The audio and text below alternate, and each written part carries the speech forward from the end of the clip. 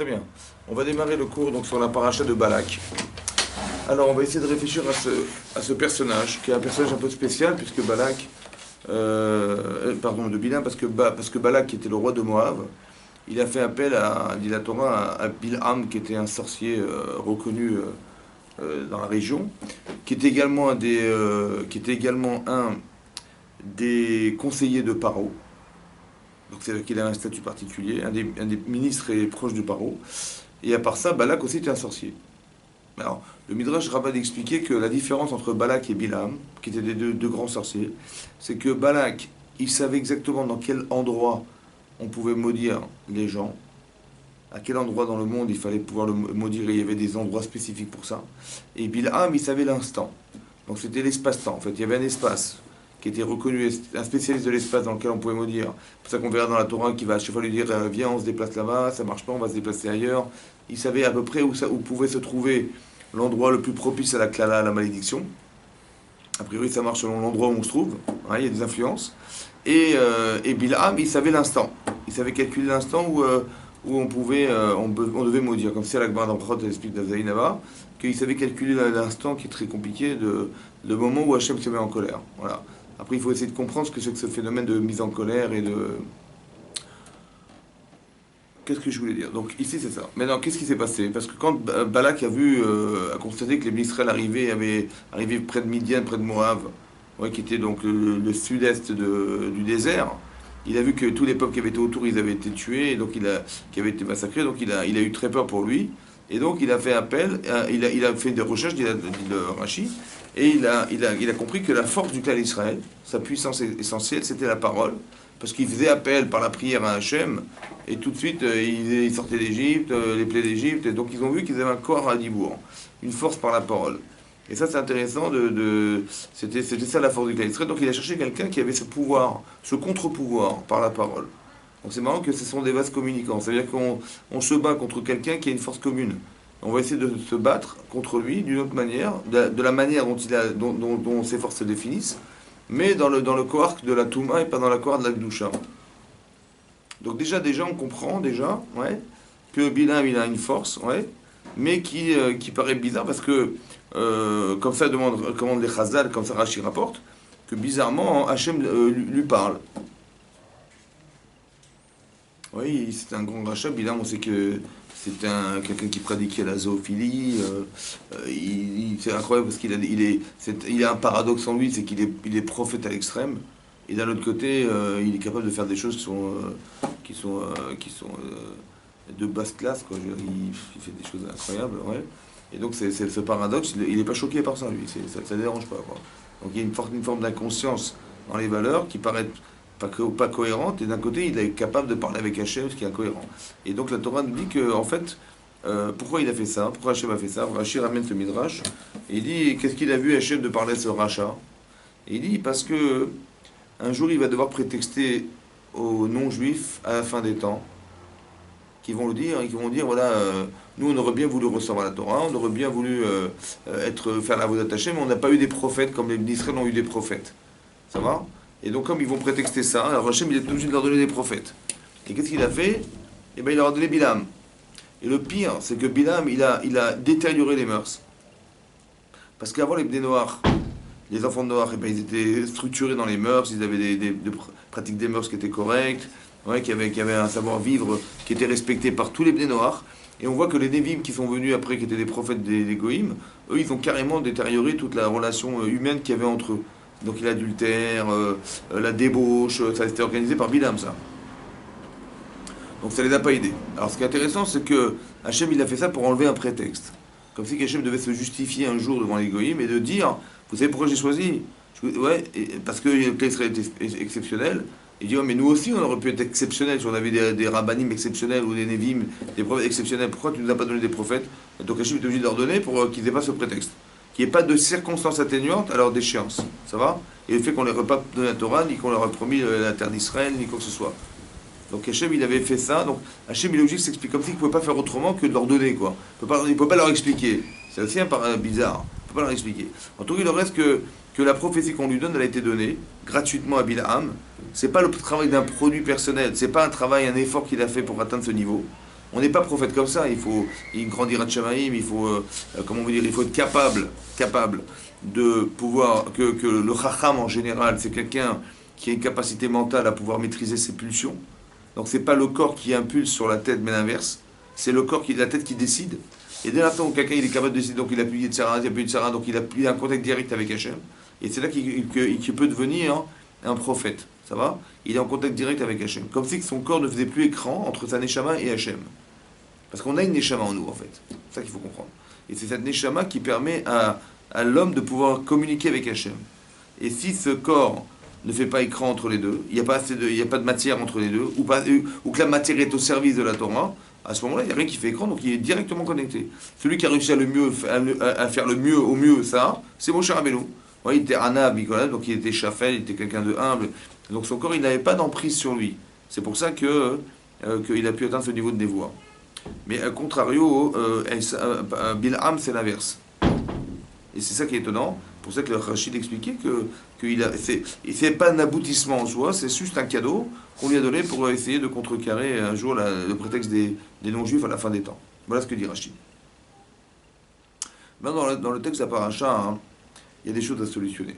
Parce que d'un côté, il y a une incohérence totale. Ça veut dire que Bilham, il a une puissance de prophétie qui est extrême, ouais, parce que c'est marqué dans la coutume, c'est marqué l'Okam Israël qui est Moshe Aaron. Il n'y aura pas de gens comme Moshe Rabbeinu dans le clan Israël. L'Okam Israël qui est Moshe Aaron. Il n'y aura pas de gens en Israël comme Moshe Rabbeinu. Mais la Gemara explique en Israël, il n'y aura pas, mais il y aura dans les Yehumot HaOlam. On n'a pas dit qu'il n'y aura pas un homme dans le monde comme Moshe Rabbeinu. On a dit qu'il n'y aura pas dans le clan Israël comme Moshe Rabbeinu. Ça veut dire qu'autre part, il y en aura. Ça va? Et donc la Gemara explique que c'est effectivement ça. Qu'il y avait Bilham qui était équivalent à Moshe Rabbeinu. Alors l'équivalent, le Zohar explique qu'ils ne sont pas exactement équivalents, bien entendu, parce que Bilham, on voit dans la Torah qu'il a une capacité de parler avec Hachem en dormant, c'est le sommeil. Ça va, c'est en sommeil qu'il arrive à parler avec Hachem, alors qu'un Moshe Rabbeinu, c'est PAP d'Averbo, il parle en direct. Donc on voit le niveau de prophétie qu'il a atteint, évidemment. Donc quand on dit l'Okam Israël qui est Moshe Aaron, c'est vrai qu'en Israël, il n'y a pas mais il y en aura dans les Yom Tov, c'est pas le pshat qu'il avait une équivalence de névou entre Moshe et Bilham. Pas du tout. C'est que de dire que dans les Umot HaOlam, le premier des Umot HaOlam, c'était Bilham. Ça va? Mais pas que Chaz Shalom, il était aussi fort que Moshe Rabbeinu. Bien entendu que non. Il n'était même pas au niveau des prophètes d'Israël Bichlal. C'était même pas... Oui. Seulement, il avait dans le monde des Goïm, il est arrivé au summum de la névoie possible. Mais c'était déjà un grand niveau, déjà, bien entendu. Oui, parce qu'il est capable de calculer un instant où Hachem s'est en colère. Donc, c'est-à-dire qu'il avait une capacité de... Maintenant, ce que dit Balak, il dit, écoute, il faut absolument les maudire, parce que il faut absolument les arrêter dans leur progression, ils vont nous envahir, c'est pas possible, donc il faut les maudire pour les détruire. Et le Midrash explique que la haine qu'avait Balak était secondaire à celle de Bilham. Que Bilham est encore plus haineux jusqu'à ce qu'il y ait un Midrash qui dit qu'il y a une marloquette là-bas de savoir est-ce que Bilham c'était le fils de Lavan ou c'était carrément le Gilgul de Lavan. Maintenant on sait qui c'est Lavan. C'est qui Lavan? Lavan c'est le beau-père de Yaakov, que lorsqu'Yaakov il a voulu partir, lorsque Yosef est né, il est marqué Rassal à Akor et Takol. Il a vu détruire la famille de Yaakov. C'est-à-dire que Esav, quand Lavan il s'en va, il pourchasser Yaakov dans la Torah, il arrive et Hachem lui dit écoute, ne lui fais ni du bien ni du mal. Ouais. Et il a voulu carrément détruire sa famille. Donc il avait une haine profonde du juif et de Yaakov Avinu qui représentait Hachem et la Torah, quoi. C'est profond, lui. Donc on voit que où son fils, c'est Bilham, il a voulu autant détruire, autant, ça pouvait être son Gilgul. Donc il était représenté physiquement par quelqu'un qui était Lavan au départ. Mais c'est quelqu'un qui représente la haine, la méchanceté. C'est marqué dans le... Pardon? Hein? Pourquoi? Alors justement, parce que c'est marqué aussi dans le Pirkei Avot, oui, que les Talmidim de Avraham Avinu, il y a les Talmidim d'Avraham et les Talmidim de Bilham. Les Talmidim d'Avraham, c'est quoi? Ils sont Aïn Tova. Aïn Tova, c'est des gens qui font du chesed, qui adorent faire du bien. Par contre, Bilham, c'est Aïn Ra, des gens qui ne supportent pas la réussite des autres. Ils ne supportent pas la réussite. Ouais, ils ont un regard qui est intéressé, qui n'a de sens que dans leur intérêt personnel. Donc si on leur prend leur place, ils vont avoir de la rancune, ils vont avoir de la haine, ils vont avoir de la jalousie, voilà. Ça c'est les midotes de Bilham Aracha. Il a un œil, mauvais œil, c'est-à-dire qu'il a un mauvais œil, mais le mauvais œil sur les gens, ça veut dire qu'il est capable de détruire les autres en regardant les gens. Soit il dépasse qu'il les regarde, comme on parle d'Aïnara, par exemple, oui. Mais là-bas, il y a deux sens de l'Aïnara. Soit c'est Aïnra ou Aïnra, donc Aïnra, ou Aïnara. Oui. Ou Aïnra, c'est quoi Aïnra? C'est que il a un mauvais œil, c'est-à-dire qu'il regarde les gens, il fait un problème de midot. C'est que lui, il a des midot raot, donc il est jaloux, il est envieux, comment dire, il est rancunier, c'est ça, un Indra'a, il supporte pas la réussite des gens, il veut absolument prendre la place des autres, il a une telle ambition personnelle qu'il veut détruire tout ce qui est autour de lui, c'est ça la Indra'a. Mais Ainara, c'est que peut-être que d'être jaloux et d'avoir cette mauvaise mida, ça lui donne un pouvoir de détruire les biens des autres. Donc là, le fait qu'il est capable d'être béni ou de maudire, en fait, il est plus capable de maudire que de bénir, parce qu'il n'est pas dans une perspective de faire du bien, mais comment dire, soit de bénir les gens pour récupérer d'eux, tu vois, soit de maudire les gens pour les détruire. Mais c'est toujours le produit de la haine ra'a. Il est méchant, c'est quelqu'un qui supporte pas les autres, qui supporte pas l'existence des autres, oui.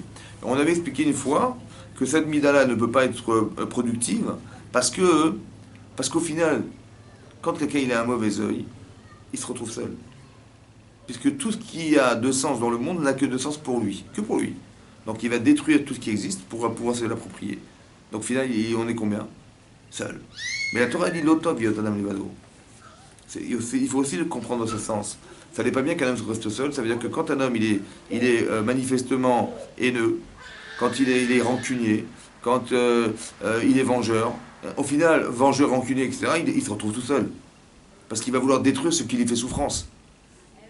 Mais dans ce cheminement intellectuel, il est faux, parce que la Torah dit l'otov yot levado. Ça n'est pas bien d'être seul, au final il est seul. Tu vois, il va prendre le bien des gens, ou comme Caïn qui tue Evel, il tue son frère parce qu'il est en souffrance de voir que Hachem lui a créé son corban et pas lui, etc., etc. Il ne supporte pas le deuxième, il ne supporte pas l'autre. Et donc il va le tuer pour ne pas souffrir. Mais l'éliminer pour ne pas souffrir, c'est finalement rester seul. Et c'est pas bien de rester seul. C'est-à-dire que s'il n'y a pas de moyen de communication, on ne peut pas évoluer sans les autres. On ne peut pas atteindre un niveau d'indépendance sans les autres. Indépendance sans les autres. On ne peut pas être sans les autres. On ne peut pas être père de famille si on n'a pas une femme. On ne peut pas être marié si on n'a pas une femme. On ne peut pas être père si on n'a pas d'enfant, etc. Donc on voit bien qu'on est interdépendant des autres, évidemment, c'est comme ça. On ne peut pas développer le sens de la fraternité si l'autre n'existe pas. On ne peut pas développer l'amour si l'autre n'existe pas. On ne peut pas. On ne peut pas être amoureux d'un arbre ni amoureux de rien. C'est impossible. Donc ça veut dire qu'il faut absolument que l'autre soit présent. Maintenant, il y a un avantage et un inconvénient. L'avantage, c'est qu'on devient par les autres, dans l'avantage qu'on a de profiter des autres. Mais aussi l'inconvénient, c'est comment je vais supporter l'autre. L'autre me fait de l'ombre, l'autre il a plus que moi, etc., etc. Donc il y a un problème avec l'autre. C'est ça. Donc la difficulté d'exister. Maintenant, soit je le traduis comme l'autre est là, donc je vais faire du chesed, je vais exprimer quelque chose de fort pour lui donner un peu de moi. Soit je vais faire l'inverse. Je vais devoir l'éliminer pour ne pas souffrir de sa présence. Ces deux paramètres, c'est ce qui va articuler deux êtres. Abraham, et qui va articuler Bilam. Bilam, il tire tout son pouvoir de sa haine. Ça veut dire qu'à l'intérieur de chaque homme, il y a une énergie qui s'appelle la Neshama. C'est une puissance qui est en l'homme. Maintenant, qu'est-ce que je fais de cette puissance? Je peux construire avec et je peux détruire avec. C'est une énergie. C'est au-delà de la conception qu'on pourrait avoir. On peut mettre la inara sur les gens. C'est-à-dire tu vois des trucs, on peut regarder quelqu'un, on peut regarder quelque chose, et ça se détruit, il le perd. C'est-à-dire qu'il y a une puissance incroyable de destruction dans l'homme, comme de construction dans l'homme. Comme c'est marqué dans... Shlomo Melech a dit, ouais, il y a marqué Achaim v'amavet tloui be'ad halashon. On peut, par la parole, faire vivre et tuer les gens. Parce que la parole a un pouvoir qui vient de la Neshama, ouais. Parce qu'il est marqué... Dans le Targum Onkelos, il dit que Nishmat Traïm, le souffle de vie qui est en l'homme, il traduit par Ruach Memalela, le souffle de la parole. C'est-à-dire que la parole est constructrice, elle est créatrice, elle est carrément spirituelle, ouais, mais on peut détruire et construire avec. Et je pense que c'est pas seulement lié au fait de la parole, c'est aussi fait même de l'Aïn, de l'œil. Ouais, Aïn Ra'a. C'est ça que dit le Père Kavod, il avait un mauvais œil. Donc il avait un corps de destruction en seulement disant des choses sur les autres. Mais il puise cette énergie, je pense, dans les midot raot qu'il a. C'est ça que dit le Père Kavod. Aïn Ra'a. Mais ça, c'est l'égoïsme. Ouais, c'est l'égoïsme, c'est le fait de penser que tout lui revient. Ces midotes-là qui font que un homme, il a de réalité que le fait d'exister seul dans le mauvais sens. au final, c'est de profiter tout seul de ce qui existe. Et ça, c'est pas plausible. Parce que le monde a été créé par le chesed. Donc on a deux personnages dans la Torah qui sont Abraham et machin. Alors ce qui est intéressant, c'est que regardez dans le parallèle dans la Torah. Ici, c'est marqué dans la paracha de Balak. D'abord l'insistance. L'insistance. Ça veut dire que quand il a dit, écoutez, je sais pas, quand Balak a envoyé des messagers pour informer Bilham de détruire Israël, il a dit, je sais pas, dormez cette nuit, je vous dirai ce que Dieu pense. Ce que je vous pense. Ça va? Les gens de Midian qui s'étaient associés alors qu'ils étaient ennemis avec Moab, il a dit, il est fou, il a demandé à Dieu, c'est n'importe quoi. Ils se sont sauvés. Pourquoi? Parce que c'est Akadosh Baruch Hu lui-même qui a sauvé Israël et qui a sorti d'Égypte. Tu vas lui demander à celui qui est notre sauveur de nous détruire. Incohérence. Ça va? Et eux, ils ont entendu ça, ils sont sauvés. Il dit des bêtises. Eux, ils sont sauvés, mais lui, pourquoi il a gardé, il a tenu tête? Ouais? Bizarre, non? Il ne se sent pas contredit, quoi. Il n'a pas l'impression qu'il demande, comme si j'allais demander à un père de famille de tuer ses enfants, quoi. C'est aussi stupide que ça, quoi. Comment il a pu croire une seconde que ça pouvait marcher? Ok? Mais on voit qu'il insiste. Au départ, Hachem lui dit, l'hôtel Achimaim, ne veut pas avec eux.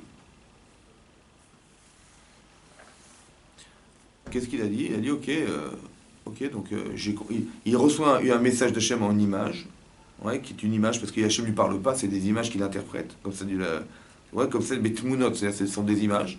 Et il a compris qu'Hachem lui a dit, ne va pas avec eux. Mais c'est pas ce qu'il leur a dit. Il leur a dit, il m'a dit Hachem de ne pas aller avec vous. T'as vu la transformation? Ça veut dire de ne pas aller avec vous. Parce que Balak, il s'est moqué de toi, quoi.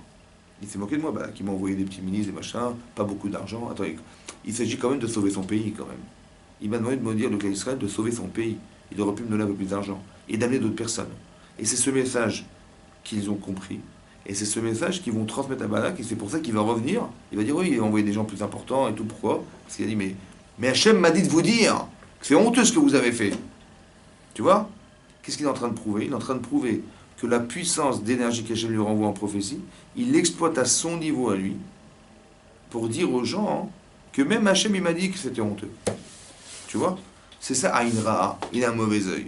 Il est transformateur intellectuellement d'une notion qui est très puissante, qu'Hachem lui renvoie comme message en disant ne va pas avec eux, ne maudis pas ce peuple et ne le maudis pas, et ne bénis pas. Donc il a dit clairement, n'y va pas. Et lui, il est en train de transformer ça, il dit oui, je vais y aller, mais pas avec vous. Emmène-moi d'autres personnes. Alors qu'Hachem lui a dit, il a refusé. Mais il prend quand même le risque d'aller contre Hachem et de mourir. Parce que d'un côté, il y a un paradoxe. Qu'est-ce qui le fait vivre? Qui le fait vivre? Hachem. Et il est capable de lui dire à Hachem un mensonge. Il lui dit un mensonge au nom d'Hachem. Il n'a pas peur. Il dit un mensonge au nom d'Hachem. On dit, mais Dieu m'a dit de vous dire que vous ne moquez pas de moi quand même. C'est incroyable quand même. D'où il a cette incohérence et cette... ouais. On a l'impression que sa puissance, il attire de l'insolence. Il l'attire profondément de ce qui est tamé. Qu'est-ce que c'est que la Touma? On dit que les gens, ils font les cartomanciennes, les sorciers, les magiciens. Ouais. Ils utilisent Koratouma. Oui, c'est connu. Mais c'est quoi la Touma? La Touma, peut-être, c'est le paradoxe de la Gdusha.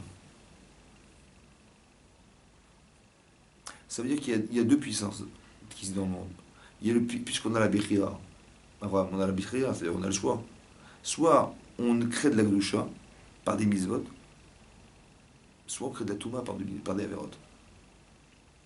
Et ce corps, il est aussi fort de l'un que de l'autre, parce qu'il est le produit d'un choix, le choix de l'homme. Et c'est possible qu'on puisse exprimer, autant on a le choix d'exprimer le bien, on peut exprimer le mal. Autant un homme, il peut arriver à la fin de sa vie à hériter d'un monde qui est un monde pur et propre comme ses mitzvot, autant à la proportion de ses mitzvot, il peut, à l'inverse, vivre dans un monde qui est l'inverse, qui est le Guéhenam, qui est le produit de ses choix qui sont tamés, enfermés dans l'intérêt de soi. Tu vois? Maintenant, ça va beaucoup plus loin que ça. Ça veut dire qu'on peut même mettre cette énergie au service du mal pour détruire ce qui existe. Et le champion du monde de ça, c'est Bilam. C'est pour ça que Balak, lui, n'est pas capable. Il dit, mais toi, tu es capable, vas-y, fais-le, détruis. Mets-leur le Aïnara. Mets-leur le Aïnara comme tu es Aïnra'a toi-même. La haine qu'il avait, l'entêtement à vouloir absolument les maudire, c'est encore nourrir encore cette Touma en lui. Plus encore. Tu vois? Cet entêtement, comme on l'a vu dans le Midrash Rabbah, je vous l'ai dit une fois, c'est marqué que Hachem, il a dit à Moshe il a dit à Paro, Atam etamet atzmecha, tu te rends impur. Anim osiflecha tumat tumatra, je te rajoute de l'impureté sur ton impureté. De quelle manière? En envoyant Moshe Rabbeinu, ouais, il va refuser, manifestement, il va refuser de les renvoyer. Et donc, il va s'entêter, son entêtement, on va renforcer l'idée qu'il faille absolument les garder et les faire souffrir plus encore. Donc, c'est quoi la Touma ici? C'est le fait de s'entêter à ne pas les garder, à ne pas les renvoyer. L'entêtement renforcé par le fait que Moshe, il est demandé à les sortir et lui, il a refusé, mais il a renforcé son entêtement, il a été Mosif Touma, il a rajouté de l'impureté. C'est quoi l'impureté? C'est de renforcer la partie égoïste de l'homme qui l'enferme dans un système dans lequel il ne va pas vouloir faire vivre les autres. En les faisant travailler plus longtemps, il exprime quelque chose qui est un Mesko la Touma. Ouais, c'est de l'insensibilité. Tu vois? Il n'y a pas de Neshama là-dedans. Il n'y a rien de vivant. Il y a que de l'expression de ce qui doit mourir, pas de ce qui doit vivre. Et bien cette exploitation de Touma là, tu vois, quand quelqu'un il est méchant, il est machin, c'est une puissance qu'il a en lui, qu'il peut utiliser pour détruire. Tu as compris? Ça, c'est la force de Bilam. Et dans la paracha, c'est marqué, très intéressant de voir des parallèles. Quand finalement Hachem lui a dit, bon écoute, tu veux y aller, vas-y. Incroyable. Mais attention, hein, tu diras, dit la Torah, Hachem lui a dit, tu diras que ce que je te dirai de dire, pas plus. Et donc il part, il dit, tu veux gagner de l'argent? Allez, vas-y. Et l'Agma déduit ici, la Gemara Sota, elle déduit de là, que Beder Adam Rotzelech, ça veut dire que si un homme au final il s'entête, puisqu'il a le choix, bah Hachem lui dit, bah il a le choix, vas-y. Mais en fait, c'est pas le choix d'Hachem, c'est le choix de l'homme. Et tu veux t'entêter, vas-y. Donc je te propose d'y aller, vas-y, fais. Parce qu'on ne va pas l'empêcher. Hachem, il n'est pas là, il ne rentre pas dans les choix de l'homme, jamais. Il propose, mais il ne rentre pas dans les choix de l'homme. Propose. Maintenant, quand il est parti, il envoie un malach. Qu'il a bloqué. 3 fois. Midrash Rabbah, il dit pourquoi 3 fois? Shalosh Regalim. Les Shalosh Regalim. De toute façon, tu vas te battre contre qui? L'ânesse, elle s'est arrêtée 3 fois, il cognait contre les murs, elle est rentrée dans les champs, dans les vies, dans les trucs. Pourquoi 3 fois? Régalim. Ouais, 3 fois pour dire régal. Les 3 régalim, les 3 fêtes. Et de toute façon, les Abraham Avinu, Israël, ils ont déjà passé avant toi, il y a déjà les régalim, les mitzvot qui les sauvent. Qu'est-ce que tu veux faire contre eux? Ça va? Et après ça, qu'est-ce qui s'est passé? L'ange, donc lui est apparu, il l'a vu finalement, l'ange. Et là, il a dit, mais où tu vas et tout? Il a dit, ben, je vais pour maudire Israël. Ouais. Il dit non, tu n'iras pas et tout ça, et si tu vas, tu diras ce qu'Hachem t'a demandé d'aller, de dire et tout, mais pas plus que ça. Ouais. Et donc c'est intéressant de voir que quoi, hein, que déjà il y a parlé. Mais quand il est parti, il y a marqué Vayachbosh et Tramoro, il a préparé lui-même sa monture. Mais il a pris 2 personnes avec lui qui l'accompagnaient. Et Rashi ramène que Isdarez, il s'est pressé de partir pour les maudire. Et là-bas, il est marqué que la Sin'a, la haine, Mekalkelet Ashura, elle détruit la ligne de conduite qu'un homme il devrait avoir. Tu es prestigieux, tu es un grand homme. Normalement, c'est pas toi de préparer ta monture. T'as des vaillants, des gens qui s'occupent des domestiques. Il était tellement haineux qu'il a dit je veux faire moi-même. Ça va? Il a pris deux personnes avec lui pour l'accompagner. Parce qu'il est rachou, comme ça dit Rashi ici. Il a préparé sa monture un âne, une ânesse, et il a pris 2 personnes avec lui. Ça te rappelle quelque chose ou pas? Alors, il dit Gvar Kadmecha, Avraham Avinu. Il t'a déjà devancé, Avraham. Il a préparé sa monture lui-même. Il a pris qui? Ishmaël et Eliezer. Le même langage.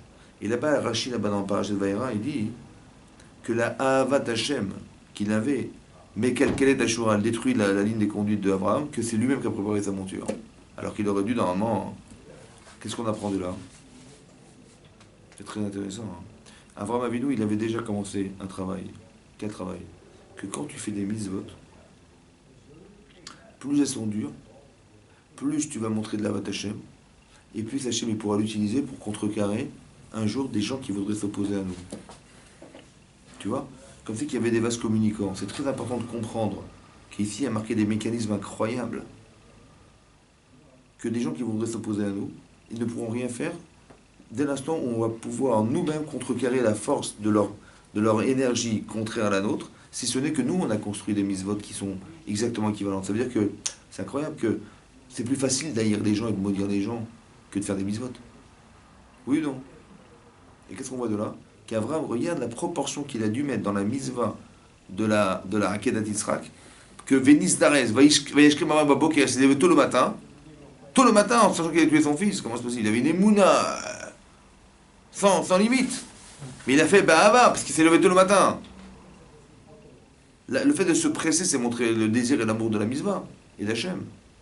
Il dit cet amour-là, c'est la Gdusha qu'il a mis dans la Mizvah, elle va pouvoir repousser la Touba de Bilam qui lui va se lever pour nous maudire. C'est-à-dire que tu vois bien que ça n'a pas d'emprise. Parce que ça n'a pas d'emprise, parce qu'on est capable de contrecarrer ça. Ça veut dire que déjà, ça veut dire quoi? Que non seulement on fait des mitzvot pour nous, mais on ne se rend même pas compte que quand on fait des mitzvot, on peut contrecarrer des projets contre nous.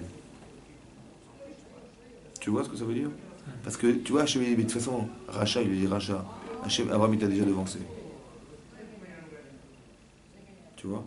Quand Hachem, il a dit, écoute-moi bien, il a dit, Abraham, Karna et Bincha. Ça veut dire quoi, Karna? En français, ça veut dire quoi? Prends, s'il te plaît. Pourquoi, s'il te plaît? Prends, je t'en prie, ton fils, et tue-le, ce que je t'en prie. Hein? Prends, je t'en prie. Fais ce que je te... Ah, j'ai dit, fais ce que je te demande, je t'en supplie, fais-le. Pose pas de questions. Pourquoi? Pourquoi je t'en prie? Fais-le pour toi. Pourquoi je t'en prie? Alors j'ai dit comme ça. Tu sais, un jour, les goïms m'ont dit, mais pourquoi t'as joué les goïms d'Israël? Je t'en prie, fais-le pour que je leur dise que voilà ce qu'ils sont capables de faire. Je t'en prie. T'as compris? Mais aussi, je t'en prie, fais-le. Parce que demain, Bilam, il va leur maudire. Mais je pourrais rien faire. S'il peut les maudire, il va les maudire. C'est quoi, je peux rien faire. Si Béhémet, il mérite les bénis Israël, qu'on leur enlève quelque chose parce qu'ils ont fait des avérantes, je t'en prie, fais-le pour contrecarrer ça. T'as compris ce que ça veut dire ça? Karta et Bincha. Lui, il veut te détruire. Prends ton fils et fais ma volonté. Et c'est ton fils qui va porter cette volonté en toi, en soi, et qui va nous sauver, et qui va sauver Israël un jour. Mais ça veut dire aussi par principe, ça veut dire comme ça, écoute-moi bien, que les non-juifs qui veulent nous agresser n'ont de pouvoir sur nous qu'à cause de nos propres brérotes. Mais quand tu vois qu'Abraham il a fait du chesed et que ça nous a sauvés, ça veut dire que quand il manque quelque chose, ouais, il manque quelque chose dans la mitzvah, ça donne un pouvoir à ceux qui nous agressent d'exister. C'est-à-dire que celui qui fait du mal n'a aucun pouvoir en fait. Son seul pouvoir, oui, qu'il a, c'est d'arriver à nous toucher dans nos erreurs. Et à nous faire teshuva. C'est tout. La preuve, c'est que Bilam, à 3 reprises, il a essayé de nous maudire. Et quand il voyait que c'était pas possible, il dit, je peux pas. Et tu veux maudire, tu vas dire des brachot. Si les Israël, ils sont tzadikim, tu veux les maudire, Hachem, il dira des brachot dans ta bouche. Tu te rends compte? Qu'est-ce que tu apprends de là? On apprend que les gens qui nous agressent n'ont aucun pouvoir sur nous, qu'à la limite de ce on n'a pas réussi à faire nous-mêmes. C'est-à-dire que si on a raté une mitzvah, on a fait des avérotes et machin, là, il y a une accusation contre soi, alors là, effectivement, Bilam, il a un kohar. Tu vois pas? Mais sinon, il ne peut rien faire. Kadmecha Avraham Avinu, il t'a déjà devancé. Tu veux faire quoi? Hachem, il a déjà promis au clan Israël qu'on rentrait en Israël. Tu veux les détruire, tu pourras jamais. Tu peux pas être... Hachem, il a juré, il a promis, c'est terminé. Parce qu'on est méritant. Donc c'est-à-dire qu'on n'est pas... On est méritant, c'est que la faute qui pourrait même se justifier n'est pas suffisante pour pouvoir contrecarrer les projets divins. Tu comprends pas? Donc l'autre, il peut maudire toute la vie, ça n'a pas d'incidence. Aucune incidence. C'est intéressant de comprendre ça. C'est-à-dire que c'est un argument très fort pour faire des mitzvot de façon cohérente. Comme c'est que le manque de bien dans la mitzvah, c'est ça le mal. Et c'est ça qui alimente la force de ceux qui nous agressent. Aussi. C'est-à-dire quoi, le manque de bien dans les... Par exemple, Batip, il a fait des mitzvot, mais pas à moitié, quoi. Bon, il a fait la mitzvah, mais bon, pas terrible. Il n'a pas été au bout de ce qu'il pouvait faire. Il y a un manque de bien, ça se traduit dans du mal. Tu vois? Parce que la négligence, la nonchalance, c'est un esprit, tu vois? Il manquait quelque chose. Et ben, c'est de ça dont vont se nourrir les goïms, les non-juifs, pour nous taper dessus. C'est vase communicant. Tu as compris ça? Ce système, il est marqué dans la paracha de Balak. Tu vois qu'il a essayé. Et ça n'a pas marché. Pourquoi ça a marché? Parce que si on n'a rien à se reprocher, il n'y a rien qui marche. Donc c'est-à-dire que ça ne marche que si on a des choses à se reprocher. C'est que l'agression des autres, c'est que le reflet de ce qu'on a manqué d'être. Tu as compris? Puisque Balak, il n'a aucun pouvoir de nous maudire. Il a essayé. Il est passé là, il est monté là, il changeait d'abri, il avait des corbanotes, rien. Et tout ce qu'il a pu dire, Maxime, c'est des brachot. Et l'autre, il est devenu fou, Balak. Il dit, mais je vais pas te payer pour dire des brachot. Tu vois? Il dit, mais j'y peux rien, je ne peux dire que ce qu'Hachem m'a demandé de faire, je peux faire autrement. Tu sais ce qu'il dit le Zohar? J'ai vu dans un Sefer, le Zohar. Il dit que pour contrebalancer la klala de Bilam, Hachem il a fait un grand chesed. Pour ne pas que ça s'applique. Oui? Un chesed, ça veut dire qu'il a montré le chesed d'Abraham en fait. Abraham, il a donné toute sa vie pour les autres. Et bien ça c'est l'inverse de Bilam qui va détruire toute la terre pour lui-même. Aïn Ra, tu vois? C'est comme s'il y avait deux forces qui s'opposaient dans leur lame. En fait, ce corps-là, il vient de la Bechira de l'homme au départ. Il y a Yitzhara Tov, Yitzhara. Mais ça dépend où est-ce que on se place. Tu veux être un tzaddik, alors tu auras les brachot et tu auras tout, et tu auras la doucha, tu auras la shrina, tu auras tout. Ou tu veux l'inverse, tu veux être un bilam. Mais les deux sont possibles. Les deux sont possibles. Et le choix est où? C'est chacun qui choisit. Tu vois que Esav, il n'était pas censé être un rachat, puisqu'il est né d'un miracle. Sa mère était stérile. Elle est tombée enceinte par miracle. Donc c'est Hachem. Tu ne peux pas sortir un rachat d'Hachem, c'est pas possible. Eh ben, tu vois qu'il est sorti rachat. Pourquoi? Parce qu'il a choisi d'être cet homme. Il aurait pu être un très grand sadique s'il avait été Milgaber. Énorme sadique. Ça va, hein, il a fait le choix de non. Il a fait le choix. Donc l'homme, il a mis les maths. On lui a juste dit, tu vois, le choix de tes enfants, là, ce qu'il a choisi, ça va se couper en deux, en fait. Alors qu'au départ, c'était pas prévu pour ça. C'était pas prévu comme ça. Au départ, Esav, il avait une fonction matérielle de nourrir le corps du clan d'Israël, le corps du clan d'Israël. Et Yaakov, il avait la fonction de nourrir la Neshama du clan d'Israël, la Torah. Mais l'ensemble n'était pas possible. Donc un, il devait entretenir la Torah, et l'autre, il devait entretenir la Rouchaniout de son frère. Et Zevulun Issachar. T'as un corps, une Neshama. Est-ce qu'on peut dissocier les deux? Impossible. Et bien c'était ça le corps du clan d'Israël. C'était Esav et Yaakov. Seulement Esav, il a négligé ce rapport à la Torah. Et donc il est parti. C'est Yaakov qui a dû prendre la charge. Tu vois? Ce qui est intéressant de voir, c'est que, voilà, ce qui est marqué là-bas, c'est Aïn Ra'a, et c'est pas des stams, des mystiques et des machins. C'est d'expliquer qu'un homme, il peut avoir une force, ouais, quand un homme, il supporte pas les gens, comme l'Agmara dit dans Brachot, que si un type, il est avare, et ben les oiseaux, ils sentent le pain qu'on leur jette, ils le mangent pas. Les animaux sentent des choses que les animaux ne voient pas. Parce que l'avarice, ça se voit pas, il faut connaître la personne pour savoir. Mais les oiseaux, ils reniflent ça, c'est incroyable. Ils savent et ils ne mangent pas, ils ne touchent pas. Parce que c'est pas de l'ébéchessed.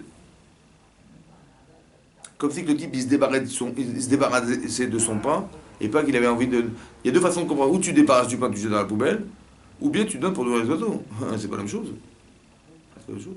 Un, c'est l'acte de chesed, dans un acte de débarrasser. Je vais pas garder des miettes, je garde pas les miettes. Je dis non, je profite d'avoir des miettes pour nourrir les oiseaux. C'est pas la même chose. Hein. Là, il fait du chesed, l'autre, il fait carrément, il détruit la nature. Comme si ça n'avait pas de sens, ça pouvait servir à rien. Comme si les oiseaux, ils servaient à rien, quoi. Tu vois ce que je veux dire? Je dis non, il y a Hachem avec les oiseaux, c'est-à-dire qu'on peut faire un acte de chesed, même pour des oiseaux, des animaux. Comme Noach, dans l'âge de Noé, qu'est-ce qu'il a fait? Pendant un an, il a fait que nourrir des animaux tous les jours. Si tu es capable de nourrir des animaux, a fortiori que tu pourras aider des hommes et des femmes, non?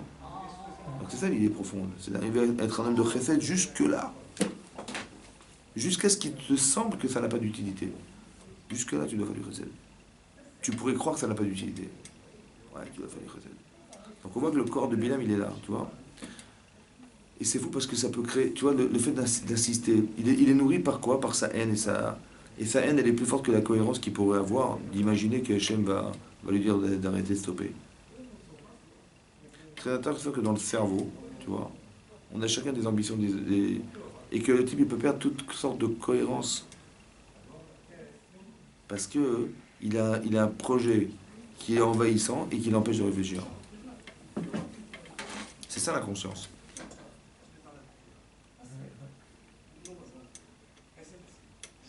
Qu'est-ce qui s'est passé du Zohar? Hachem, il a envoyé un grand corps de chesed. Oui, vraiment du chesed, il y a de bonté. Mais il y a deux, il y a, par exemple, tu vas comprendre que d'être bon, il faut mettre des limites. C'est pour ça, dit le Rav Dessler, que Abraham, il était chesed, ouais, mais son fils, il a arrêté. Gvura, c'est quoi Gvura? C'est la capacité, c'est stopper, de faire de l'introspection, de teshuva, Abraham, il fait un travail extérieur. Et Yitzhak, il fait un travail intérieur.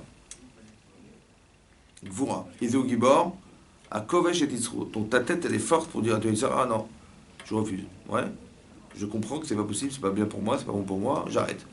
Mais ce travail, ça n'a rien à voir avec le travail d'Abraham. Pourquoi il a arrêté? Pourquoi Yitzhak, il a arrêté le travail de son père? La Vodat Hashem, qui était celle de dispenser du bien autour de soi et d'avoir une seule préoccupation, c'est le bien des autres et tout ça, ouais. Pourquoi Yitzhak, il a arrêté du Laura Dessler? Il dit parce qu'on serait arrivé à un niveau de chesed tellement énorme qu'on aurait été même tolérant des Baalé Averot, des gens qui font l'Averot. On aurait dit, elle est pauvre, hein, il faut les comprendre quand même. On aurait été Bechesed. Tu vois ou pas? Il s'est arrêté. C'est-à-dire qu'il y a un défaut dans le chesed. Il y a une limite qu'il faut pas franchir. Quand Hachem il a fait du chesed, pour contrecarrer comment dire, l'avarice et tout ce qui était méchant de Bilam, dans son regard, en fait, qu'est-ce qu'il a créé? Qu'est-ce qu'il a prétexté Bilam? Il a dit, bon, quand on n'arrive pas là, on va faire autre chose. On va débaucher les gens. Qu'est-ce qu'il a fait? Dit l'Agmar Sanhedrin. Oui. Il a dit, voilà, les ministres, ils adorent le pishtan, le lin. Alors on va mettre des petites vieilles devant des tentes qui vendent du lin. Ils aiment bien le lin. Ils vont acheter du lin. Ils vont voir une petite vieille, du lin, ils vont y aller. Ils ont été. Et quand ils sont arrivés devant la vendeuse, derrière il y avait une jeune femme, dans une tente, qui vendait du lin, mais à moitié prix. Elle leur a dit, voilà, j'ai du lin à vendre, etc. Donc il est rentré. Ils sont rentrés, ils ont commencé, ils dit, venez, buvez du vin, on est des amis, on est comme des amis, buvez du vin. Ils ont bu du vin. À l'époque, dit la Gemara, le vin n'avait pas été interdit. Le vin touché par des villes n'avait pas été interdit. Donc ils ont bu du vin, ils ont fait un. Il dit on est comme des mishpacha maintenant. Jusqu'à ce qu'elle leur a dit, bon ben non, allez, oubliez le Torah de Moshe, vous allez pratiquer la Vodazara. Ils ont fait Baal Péor. Ils ont fait de la Vodazara idolâtrie. Et ils ont fait l'adultère. Ils ont fait l'adultère. Et là, ils ont trouvé. Et là, Hachem, il a dit, Hachem, il n'aime pas l'adultère. Il n'aime pas tout ce qui est zima, tout ce qui est débauche. Ouais. Il dit on va les mettre dans la débauche, ça va les accuser, comme ça on va gagner. Et pourquoi la débauche? Tu sais pourquoi? Parce qu'un homme qui est chesed, il peut faire du bien ou il peut se faire du bien. Par exemple, tu vas remarquer, oui, que bizarrement, Abraham, il a eu 2 enfants. Un, Yitzhak, mais avant il a eu Ishmaël. Mais Ishmaël, c'est connu qu'il était dans la débauche et dans la... Pourquoi? Parce que le chesed, c'est soit tu hérites du chesed, on hérite du chesed d'Abraham. Abraham, il a eu 2 enfants. Chesed. Mais soit c'est le chesed pour les autres, soit c'est se faire chesed. Tu vois? On hérite d'une mida. On hérite, on a une qualité, là, qui est de là. Mais comment je l'utilise? Je l'utilise pour les autres ou pour moi? Le plus dur, c'est pour les autres, pour facile pour moi. C'est pour ça qu'il est rentré dans l'adultère et dans tout ce qui est débauche. Tu vois ou pas? Et c'est intéressant de voir que il y avait comme un esprit de plaisir et de don, tu vois, qu'on a utilisé à l'inverse. C'est ça qu'il a réussi à manipuler, Bilam. C'est incroyable. Parce qu'il savait qu'Hachem il avait envoyé un roi de chesed, et il a utilisé ce roi de chesed pour faire basculer les ministres dans l'adultère. Tu as compris? Ils se sont fait plaisir au lieu de faire plaisir. Hachem il a voulu dire, mais Amida, qui fait c'est le chesed, c'est celle d'Abraham, qui a préparé sa monture et tout, tu vois, qui va contrecarrer l'inverse de penser qu'à soi. Mais ce roi qu'il a utilisé Bilam contre nous. Même la volonté qu'il avait Hachem, il a utilisé contre nous, Bilam. Tu te rends compte ou pas? C'est effroyable. Ça, c'est le principe qu'il faut comprendre. Mais ce principe, en vérité, il est marqué quelque part. Que quand Yitzhak, il a finalement donné la bracha à Yaakov, dans la paracha de Toldot, là-bas, c'est marqué comme ça. Que Yaakov Avinu, il ne voulait pas recevoir la bracha. Tu te rappelles? Il a dit à sa mère, mais si elle lui a dit, mais prends les vêtements de ton frère, habille-toi, déguise-toi en Esav. Et il te rend compte, si mon père, il se rend compte que je suis Esav, il va me maudire. Mais non, pourquoi Yitzhak, il voulait absolument de la bracha Esav? Pourquoi sa femme, elle s'était opposée, Rivka? Et pourquoi il fallait passer par une tricherie pour récupérer la bracha? C'est bizarre quand même. Pourquoi on ne lui a pas donné directement? À part ça, le Rav Dessler, il pose une question. Il dit comme ça. Si quelqu'un, hein, il se déguise en Esav, Yaakov, il s'est déguisé en Esav. En vérité, lui, il fait Yaakov, mais en apparence extérieure, c'est Esav. À Kol Yaakov, il y a des Esav. Ça va? La main, c'est la main d'Esav. Il touche, il a palpé avec ses mains avec des poils. Et la voix, c'est bizarrement Yaakov, bizarroïde. Comme si qu'en vérité, c'était pour expliquer deux choses. Un, que j'ai l'impression qu'à l'intérieur de cet homme, il y a Yaakov, et à l'extérieur, c'est Esav. Bizarre. Aussi pour expliquer. À l'intérieur, c'est Yaakov, et à l'extérieur, c'est Esav. Mais aussi pour expliquer qu'au final, Yaakov, il restera toujours le col, la voix. La force du cœur d'Israël, c'est la parole, la prière. Tu vois, c'est ça qu'on retrouve là. Mais Esav, c'est les mains. C'est la violence. Tu vois? Toujours la violence. Maintenant, qu'est-ce qui s'est passé? Donc il s'est déguisé. Maintenant, il s'est déguisé. Si il se rend compte de la supercherie et Israël, il va me dire son fils. Et s'il ne se rend pas compte de la supercherie, il va croire que c'est qui? Et donc il va bénir qui? Donc à quoi ça sert? Hein? À quoi ça sert? Au final, la bracha, elle va passer à Esav, sans qu'il le veuille. Comment elle va lui tomber dessus à lui? Tu as compris pas? Alors j'ai compris comme ça. Quand Yaakov il a racheté le droit d'aînesse de son frère, il n'a pas seulement acheté le droit d'aînesse, il a racheté le rôle de son frère. Le droit d'aînesse, c'était pour faire les corbanotes au Beth Amikdash, qui a disparu finalement parce qu'ils ont fait le veau d'or. Mais ils étaient destinés à être des Ovdei Hashem à l'extrême, au Beth Amikdash. Donc il dit, mon frère, il baisse ta Bechora, il a dénigré la Bechora, moi je lui rachète ce droit. Ouais. Maintenant qu'il a racheté ce droit, il est devenu cet homme. Maintenant qu'il est devenu cet homme, donc il va récupérer la bracha de Esav. Ouais, la bracha d'Esav. Donc quand il sera qui pense à Esav, en fait ça va tomber sur qui? Sur Yaakov qui a pris à charge d'être Esav. Tu vois ce que je veux dire? Mais de l'extérieur, ça paraît une supercherie. C'est vrai? Mais de l'intérieur? Rééquilibrage. Tu vois cette vision des deux visions là? C'est la façon dont nous on devant la Torah et comment les goïms nous regardent. Nous on descend de qui? Yaakov. Donc on est des tricheurs. Bah oui, regarde de qui on descend. Il y a ce supercherie ce qu'il a fait, il a trompé son père, c'est honteux ce qu'il a fait. Il a volé la bracha de son frère et qu'est-ce qu'il dit les goïms? Il nous a pris la bracha. Elle nous revenait. Qui c'est qui pense comme ça? Bah c'est ça. Il a crié un cri énorme, ad meod jusqu'à l'extrême. Jusqu'où il a été ce cri? Jusqu'à aujourd'hui. En lui-même, Abraham, il était chesed profondément jusqu'à aujourd'hui. On est porteur de ce message. Mais lui, tu vas voir, les goïms, ils vont nous voir. Ils vont jamais nous trouver des circonstances atténuantes. Jamais. On est des tricheurs. On est des menteurs. Tu comprends pas? Tu veux te défendre. Tu veux mettre un mur pour éviter les attentats. Un mur de la honte. C'est honteux. Tu te défends. Tu es un criminel. Aucune circonstance atténuante. D'où ça vient ça? Eux, ils ne savent pas. Ça vient des savent. Tu comprends pas? C'est très profond, ça vient. C'est très profondément ancré en eux. Parce qu'on est des menteurs. On est des Nassévinishma. C'est pas vrai. Parce que tu peux pas ne pas voler, tu peux pas ne pas tuer, c'est pas possible. Alors que tu t'es raconté des bêtises. T'es un menteur. Tu as compris ou pas? Donc si t'es un menteur, donc la bracha elle revenait à qui en fait? Elle revenait à moi. Ah, tu me dis que je suis pas de sadique. Et toi aussi tu fais des bêtises. Ah, tu vois, tu fais des bêtises, donc tu mérites pas ce que tu feras, donc c'est pas normal qu'on me prenne ma bracha à moi. Qu'est-ce qu'il a dit il sera comme bracha à son frère, à son fils? Il a dit, je te lis le texte.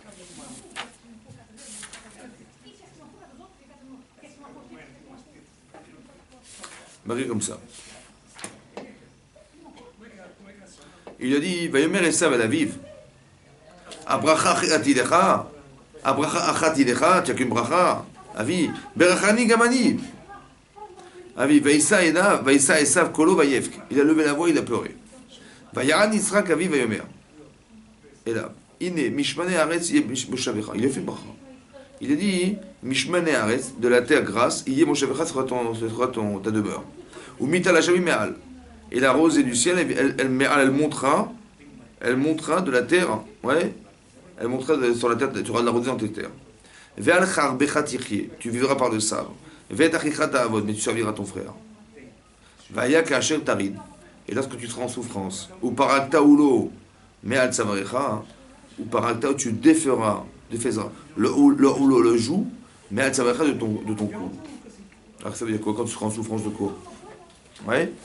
Alors Rashi ramène le Midrash, il dit comme ça. Quand tu seras en souffrance, comme ça, Kacher tarid, tarid sur souffrance.